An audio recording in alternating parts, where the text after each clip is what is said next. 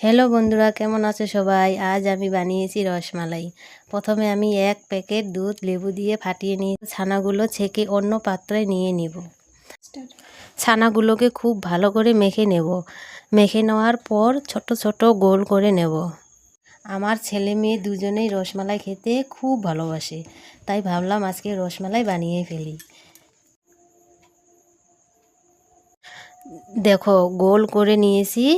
গুলো করে নেওয়ার পর 2 প্যাকেট দুধ কড়াইয়ে বসিয়ে দিয়েছি।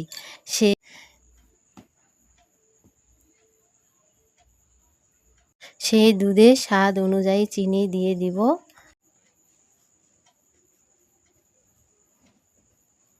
তারপর 2 কাপ জল গরম করে বসিয়ে নিয়েছি, সেই জলেও কিছু পরিমাণ চিনি দিয়ে দিব। সেই জলে ছানাগুলো জলে সিদ্ধ করতে দিব। সেই দুধটাতে তেজপাতা দিয়ে তারপর একে একে গুলো দিয়ে দিব।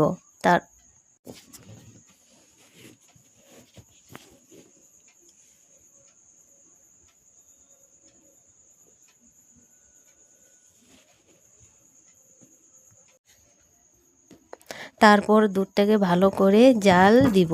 তারপরেই রেডি আমাদের রসমালাই।